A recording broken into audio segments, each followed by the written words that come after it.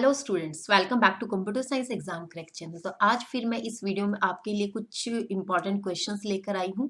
उम्मीद करती हूँ ये क्वेश्चंस जो है आपके एग्जाम के लिए काफ़ी हेल्पफुल रहे। तो बच्चों, अगर ये वीडियो पसंद आता है तो इसे लाइक शेयर कमेंट कीजिएगा, और चैनल को अगर सब्सक्राइब नहीं किया और आप चाहते हैं कि फ्यूचर में भी आपको ऐसे ही वीडियोज़ मिलते रहें तो आप मेरे चैनल को सब्सक्राइब कर दीजिएगा, बेल आइकन को प्रेस कर दें ताकि आने वाले वीडियोज़ का नोटिफिकेशन आपको मिलता रहे। तो चलिए बच्चों, स्टार्ट करते हैं। Yes, student, this is our first question. Dash is a type of transmission impairment in which signal loses strength due to the resistance of the transmission medium. Attenuation, distortion, noise and decimal. तो बच्चों, ये आपको पता होना चाहिए जो हमारी transmission impairments है, बेसिकली 3 ट्रांसमिशन इम्पेयरमेंट्स होती हैं। अटेन्यूएशन होता है नंबर 1, नंबर 2 आपका डिस्टॉर्शन होता है, नंबर 3 आपका नॉइज होता है। जो अटेन्यूएशन होता है बच्चों, वो क्या होता है आपका, जिसके अंदर सिग्नल जो है अपनी स्ट्रेंथ को लूज कर देता है। ठीक है, जहां पे signal loses strength due to resistance of the transmission media. तो आंसर तो मिल गया आपको ए। ठीक है, और जो अटेन्यूएशन मेजर किया जाता है बच्चों, वो किया जाता है डेसिबल के अंदर। ये भी क्वेश्चन आप याद रख कर लेना कि जो अटेन्यूएशन मेजर किया जाता है किस में किया जाता है, डेसिबल के अंदर किया जाता है। फाइन। और जो डिस्टोर्शन होता है, डिस्टोर्शन क्या होता है, इससे आपके सिग्नल की जो शेप है वो चेंज हो जाती है। Signal shape change. फाइन। तो सिग्नल के जो शेप है वो चेंज हो जाती है डिस्टोर्शन में। और नॉइज क्या होता है, अनवांटेड जो आपकी वॉइस आती है, बैकग्राउंड नॉइज जो आती है जिससे आपको प्रॉपर जो कम्युनिकेशन नहीं हो पाता है, दैट इज नॉइज। तो बच्चों, इस क्वेश्चन का जो आंसर होगा दैट अटेन्यूएशन। ठीक है, अटेन्यूएशन को किस में मेजर करेंगे, डेसिबल में। डिस्टोर्शन क्या होगा, जिससे आपके सिग्नल की शेप चेंज हो जाती है। नॉइज क्या, अनवांटेड वॉइस होती है। फाइन। तो अगला क्वेश्चन क्या हमारा, discovery of cross sales opportunity is called as. तो फर्स्ट ऑप्शन है एसोसिएशन, सेकंड है विजुअलाइजेशन, थर्ड है correlation and fourth is segmentation. जो discovery of cross sales opportunity बच्चों, इसका आंसर होगा is called as association. Association को ही आप discovery of cross sales opportunity कहते हैं। तो क्वेश्चन जो है वाइस वर्सा भी पूछा जा सकता है, इसलिए आप इसको ध्यान रखना। Discovery of cross sales opportunity क्या होती है, एसोसिएशन होती है, या association is a discovery of cross sales opportunity. Fine. अगला क्वेश्चन है हमारा, which of the following is a design criteria for instruction format? Size of instruction, number of bits in the address field, sufficient space in the instruction format to express all the operation desired, and all of these. बच्चों, जब हम instruction का format design करते हैं उसमें हम size of instruction भी देखते हैं, एड्रेस फील्ड कितने बिट का हो वो भी देखते हैं, और ऑपरेंड के लिए कितना स्पेस आपको रिक्वायर्ड है वो भी हम देखते हैं। तो यानी कि तीनों ही चीजें हम कंसीडर करते हैं during the design of the instruction format. So option D will be the correct. बच्चों, एक चीज मैं आपको बता दूं कि आप लोग मॉक टेस्ट की काफी रिक्वेस्ट कर रहे थे, इसलिए मैं ये मॉक टेस्ट सीरीज बना रही हूँ, और ये इसके लिए बहुत मेहनत करनी पड़ती है बच्चों। तो जिस तरीके से आप पढ़ रहे हैं, मुझे नहीं लगता कि बहुत ज्यादा व्यूज इस पर नहीं आ रहे हैं, तो प्लीज आप इनको पढ़ना शुरू कीजिए, क्योंकि ये क्वेश्चंस काफी इंपॉर्टेंट, और इससे आपको अपनी प्रिपरेशन का पता चल जाएगा। और जहां पर आपको लगता है कि इस क्वेश्चन का आप आंसर नहीं कर पा रहे, तो उस सब्जेक्ट को आप बाकी दोबारा से उठाएं और वहां पर उसके बेसिक कॉन्सेप्ट्स को क्लियर करने की कोशिश करें। तो यहाँ पर बच्चों अगर रट्टा मारोगे तो नहीं होगा, आपको यहाँ पर कॉन्सेप्ट को भी समझना जरूरी है। अब एक और रिक्वेस्ट आई है मेरे पास कि मैडम माइक्रो प्रोसेसर और आर्किटेक्चर से रिलेटेड आप वीडियोस बना दीजिए। उसके लिए भी मैं कोशिश करूंगी कि होपफुली कि मैं मंडे से मैं इसमें भी काम करना शुरू कर दूं। तो इन बिटवीन बच्चों, जो भी मैं आपको एमसीक्यूज दे रही हूँ, डीबीएमएस हमारे पास है, सॉफ्टवेयर इंजीनियरिंग का कंप्लीट आपके पास एमसीक्यूज है, डिजिटल इलेक्ट्रॉनिक्स का आपके पास कंप्लीट एमसीक्यूज है, उनकी आप बार बार प्रैक्टिस करते रहना, क्योंकि एक ह्यूमन नेचर होता है कि हम कुछ टाइम के बाद चीजें भूल जाते हैं।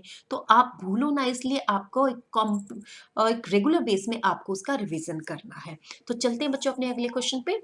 ए file is downloaded in a computer using a 56 kbps modem connected to an internet service provider. तो बच्चों, जब स्टार्टिंग में इंटरनेट चला था तो वहां तब जो हमारे मोडेम की स्पीड होती थी बस इतनी ही होती थी, 56 kbps तक। ठीक है, if the download of the file completes in 2 minutes, कितने फाइल टाइम में कंप्लीट होता है डाउनलोड, 2 मिनट्स में, what is the maximum size of the data downloaded. तो जो साइज, मैक्सिमम साइज क्या होगा, तो बच्चों ये आपका 56 kbps यानी कि किलो बाइट्स पर सेकेंड है। ठीक है, और जो आपको ये 2 मिनट दिया गया तो इसको मैं 120 सेकेंड लिख सकती हूँ। 120 सेकेंड लिखने के बाद जो आंसर आता है आपका 6720। ठीक है, ये किस में आ गया, केबीपीएस में। आंसर किस में गिवन आपके पास, मेगाबिट्स में है, जैसा आप देख रहे हो। तो मेगाबिट्स में कन्वर्ट करने के लिए आपको इसको 1000 से डिवाइड करना पड़ेगा। 1000 से अगर आप डिवाइड करेंगे तो 6.72 आएगा। ठीक है, तो ऑप्शन बी जो होगा वो बच्चों करेक्ट होगा। Fine. Our next question is, serial access memories are useful in application where data consists of numbers, short access time is required, each stored word is processed differently or none of these। तो बच्चों जो serial access memories का basically क्या use होता है, जिससे कि आपका जो एक्सेस टाइम है वो सब कम से कम लगे। ठीक है, तो option B will be the correct, short access time is required.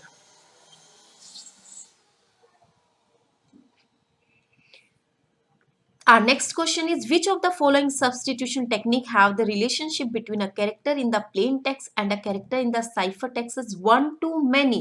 बच्चों यहाँ पर ही आपको आंसर मिल जाता है one to many।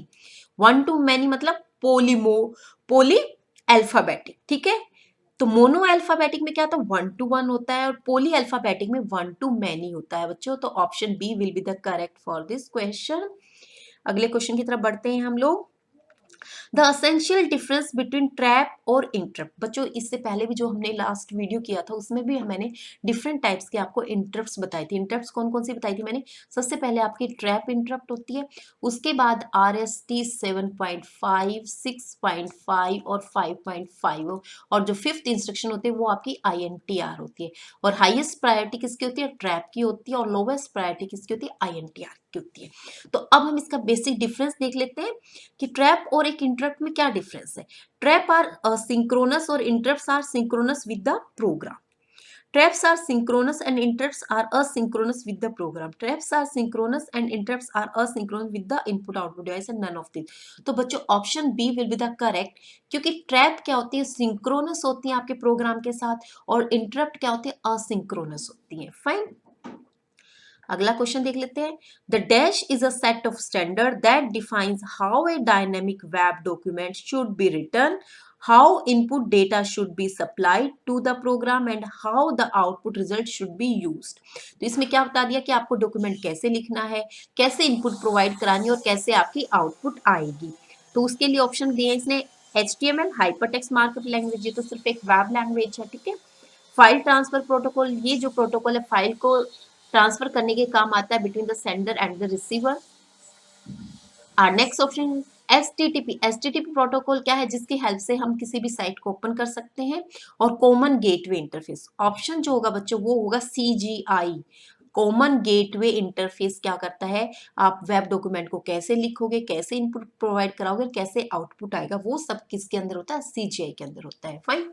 Are next question is, आपके पास है ब्रांच, एक रिलेशन गिवन है, उसके बाद कस्टमर, बोरो, डिपॉजिट। ठीक है, तो 4 रिलेशंस आपके पास गिवन है। तो ब्रांच के अंदर आपके पास 3 फील्ड है, ब्रांच नेम, एसेट और ब्रांच सिटी। कस्टमर के अंदर अगेन आपके पास 3 फील्ड है, कस्टमर नेम, बैंक नेम और customer city.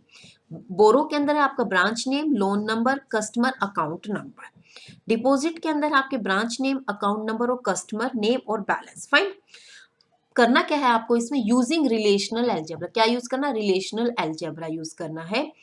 The query that form customer who have balance more than 10,000। बच्चों ये थोड़ा सा डिलीट हो गया यहाँ से, ये है 10,000, सॉरी 1,000। ठीक है, who have balance more than 1,000 rupees. तो यहाँ पर बच्चों क्या होगा कि आपको ऑप्शन दिया गया है पाई कस्टमर नेम। आपको पता होना चाहिए कि रिलेशनल अलजेब्रा के अंदर जो ये सिंबल होता है इसको हम सिलेक्शन के लिए यूज करते हैं। सिलेक्शन क्या करता है, एक पर्टिकुलर रो को सिलेक्ट करने के काम आता है। और जो पाई सिंबल होता है ये आपका प्रोजेक्शन होता है। और प्रोजेक्शन ऑपरेशन किस लिए यूज होता है, एक पर्टिकुलर कॉलम को सिलेक्ट करने के लिए प्रोजेक्शन ऑपरेशन यूज होता है। तो बच्चों ये क्वेश्चन भी पूछा जा सकता है, इसका भी ध्यान रखना। प्रोजेक्शन मतलब कॉलम सेलेक्ट करना, और आपका सिग्मा मतलब रो को सिलेक्ट करना। तो ऑप्शन देख लेते हैं, पाई कस्टमर नेम, यानी कि कस्टमर नेम जो है कॉलम सिलेक्ट हो जाएगा किसका, बैलेंस जिसका ग्रेटर देन 1000 है। कहाँ से लेगा ये? डिपॉजिट से, क्योंकि डिपॉजिट के अंदर ही हमारी सारी इंफॉर्मेशन है, अकाउंट नंबर भी है वहां पे, कस्टमर का नेम भी है, ठीक है, और बैलेंस भी है। तो यहाँ से आपको एक कॉलन मिल जाएगा, ठीक है। उसके बाद है सिलेक्शन कस्टमर नेम, और फिर है आपका सिग्मा बैलेंस ग्रेटर देन। देखो यहाँ पे क्या केस ना, हमें रो तो नहीं सिलेक्ट करनी, हमने तो क्या करना है, उन कस्टमर के नेम सेलेक्ट करने जिनका बैलेंस 1000 से ज्यादा है। तो हमें एक पर्टिकुलर कॉलम चाहिए, तो आंसर कुछ कुछ आपको यहाँ पर मिल रहा है। सी ऑप्शन और देख लेते हैं। इसमें क्या है कि कस्टमर नेम तो आपके प्रोजेक्ट हो जाएंगे, बैलेंस ग्रेटर देन 1000, लेकिन कहाँ से, कौन सी टेबल यूज की इसने? बोरो। बोरो के अंदर तो हमारा ऐसा कुछ भी नहीं है, ठीक है। बैलेंस कहाँ है आपका? डिपॉजिट टेबल के अंदर, ये तो फील्ड ही नहीं है बैलेंस, तो आप कैसे चेक कर पाओगे? तो बिल्कुल ही रॉन्ग हो गया, ठीक है। सिमिलरली जो फोर्थ ऑप्शन है ये भी रॉन्ग है, क्योंकि बोरो टेबल से तो आपको आपको जो आपके क्या कहते हैं बैलेंस मिलेगा ही नहीं जिससे आप कंपेयर करेंगे। फाइन, जो आपका ऑप्शन ए है बच्चों ये होगा करेक्ट ऑप्शन, ठीक है, क्योंकि ये कॉलम को सेलेक्ट करेगा, जितने भी कस्टमर होंगे उनके सबके नाम डिस्प्ले करा देगा। लेकिन जो ये आपका सेकंड है ये कस्टमर के नेम को डिस्प्ले, एक रो को सेलेक्ट करेगा, ठीक है। अगला है हमारे पास IEEE single precision and double precision format to represent the floating point numbers has length of dash and dash respectively. बच्चों जो हमारा IEEE है सिंगल प्रिसीजन के लिए है हमारे पास 16 बिट, ये आपको याद करना पड़ेगा। सिंगल बिट के लिए 16 बिट होते हैं, और डबल प्रिसीजन के लिए है आपके पास 32 बिट। और our next question is the IEEE single precision and double precision format to represent the floating point number has the length of dash and dash। बच्चों जो IEEE का जो फॉर्मेट है फ्लोटिंग पॉइंट को रिप्रेजेंट जो करते हैं, इसमें सिंगल प्रिसीजन जो लेता है वो आपका 32 बिट लेता है, ये आपको याद करना पड़ेगा। और डबल प्रिसीजन में ये होता है आपका 64 बिट। तो ऑप्शन सी जो होगा वो आपका करेक्ट होगा। Dash the question number 115, the amortized time complexity to perform dash operation in split tree in order of log n, search, search and insert, search and delete, search, insert और delete। तो बच्चों option जो होगा option होगा D, search में, insertion में और deletion में जो कॉम्प्लेक्सिटी होती है, टाइम कॉम्प्लेक्सिटी जो होती है ऑर्डर ऑफ लॉग एन होती है स्प्लिट ट्री के अंदर, ये आपको याद करना पड़ेगा। Our next question is the minimum number of nodes in a binary tree with depth d, और d क्या बताया? Root is at level 0, root क्या है? 0 से शुरू होगा। तो कितने नंबर ऑफ नोड्स होंगे बच्चों? अगर आपका रूट जो है 0 लेवल से शुरू होगा और डेप्थ क्या है? d है, ठीक है, तो d+1 हो जाएगा। टोटल जो आपकी नंबर ऑफ नोड्स होंगे वो d+1 हो जाएंगे, ऑप्शन सी। अगला है हमारे पास which of the following statement are true? Two successive translations are additive, बिल्कुल ठीक है। Two successive rotations are additive, ये भी ठीक है। Two successive scaling operations are multiplicative. बच्चों ऑप्शन जो है तीनों के तीनों ही ठीक है, so option D will be the correct. अगला है हमारे पास the number of states in a binary in a minimal deterministic finite automata, यानी कि corresponding to the language L equal to a raise to power N, और N है, और N क्या है? N is greater than equal to 4। तो बच्चों इसके लिए हम एक डीएफए बना लेते हैं। अब डीएफए के लिए देखो, तो बच्चों 118 को अब हम सॉल्व करते हैं, एक नई शीट पे कर लेते हैं ताकि आपको अच्छे से समझ आ जाए। क्वेश्चन क्या है हमारा? क्वेश्चन है L equal to a raise to power N और n is greater than equal to 4, यानी कि क्या है? ये तो क्लियर है कि एन कितने होंगे, स्टेट्स कितनी होंगी आपकी? कम से कम 4 स्टेट्स तो होंगी ही होंगी, ठीक है। 4 स्टेट्स में तो आपको सोचना ही नहीं है, तो ये 4 स्टेट्स तो आपकी हो गई।